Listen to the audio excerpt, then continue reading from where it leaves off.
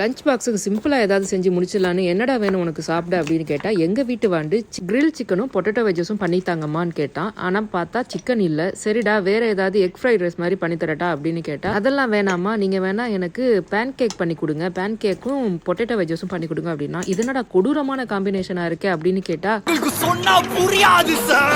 அப்படின்னுட்டான். சரி ஓகே, பிள்ளைக்கு வயிறு நிறைஞ்சா சரி அப்படின்னு அவன் கேட்டதை அடிச்சு பிடிச்சி ரெடி பண்ணிட்டு டேஸ்ட் பார்க்க கொடுத்தா பேன் கேக்கு சுமாராக தான் இருக்கு அப்படின்ட்டான். என்னடா சொல்ற, உனக்காக வெனிலா ஃப்ளேவர்லாம் சேர்த்து நான் ரொம்ப முயற்சி பண்ணி பண்ணினடா, ஏன்டா என்னாச்சு அப்படின்னு கேட்டா அடுத்த பைட்டை சாப்பிட்டுட்டு அம்மா இந்த பேன் கேக்கு சாப்பிடும்போது நல்லா இல்லை, ஆனால் சாப்பிட சாப்பிட நல்லா இருக்கும் போல இருக்கு அப்படின்னு என்னைய மொக்க பண்ணிட்டான்.